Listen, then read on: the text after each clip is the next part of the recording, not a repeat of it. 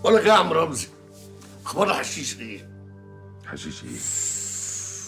ايوه طلعوا بقى الحشيش ونولع وخلوا الكلام يسلطن. في بفره جوه انا لسه جايبها، اقول لك بس. استنى الحشيش يا رمزي اللي تجارته بقت حلال على الحدود بينكم وبين باكستان. الله، هو مش برضه صدرت فتوى بان تجارته حلال وبفلوسه تمولوا نفسكم بعد الامريكان لا مؤاخذه يعني ما خدوا غرضهم منكم وقفلوا الحنفيه؟ دي حاجة تانية يا جاهل. أولاً إحنا لا نتعاطاه. ثانياً بنبيعه للناس اللي ملهاش علاقة بالدين. ثالثاً بقى الضرورات تبيح المحظورات. طبعا. فقه الضرورة يا جاهل أجاز لنا إن إحنا نبيعه بشرط إن إحنا ما نستغلش الفلوس إلا في شراء السلاح. وطبعاً لا نتعاطاه. طبعا.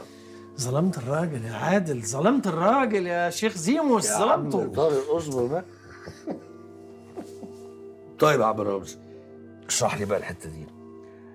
الناس اللي راحت في الاول افغانستان علشان تجاهد الروس مش برضو كانت بتاخد تمويل وسلاح من الامريكان؟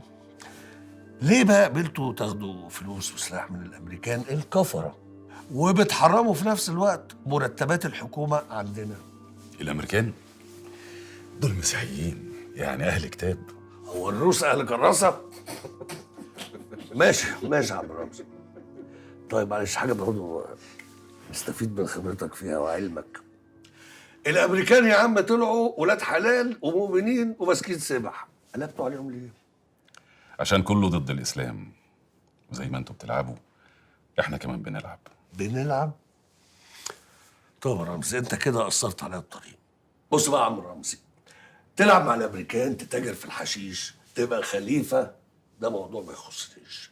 سالت نفسك بقى انا طلبت قبلك ليه؟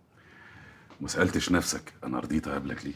ده عشان ذكي يا هندسه وعارف انك انت هنا في امان، وعارف ان انا عايزك في معلومه مش اكتر، وطارق طمنك وانا قلت له ما يقولكش، بس انا عارف ان هو هيقول لك. يعني احنا ما اتقابلناش صدفه؟ لا ايه يا عادل؟ ايه لزومه ايه الكلام ده؟ معلش لزومه ان احنا بنتكلم دلوقتي في حاجه خطيره وهتفهم. بص يا رمزي، طالما انت لغايه دلوقتي ما تورطتش في دم اهلك وناسك، الحبل بيني وبينك لسه ممدود. والله يا عم أنت بتاع معلومات وعارف كل حاجة. عايز إيه بقى من الغلبان رمزي؟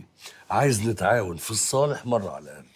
بص يا رمزي، التقارير اللي وصلت لنا خطيره، والتحركات اللي اترصدت بتاكد ان في تخطيط، في مصايب جايه. اصيل بقى وجدع وشهم وصاين لعشره السيده، تمام؟ قول لنا اللي عندك، واي طلبات اقدر انفذها انا تحت امرك. هتعيش بقى في ان احنا غير بعض واحنا كفره وطواغيت وبتاع، براحتك، بس هعاملك بالمثل.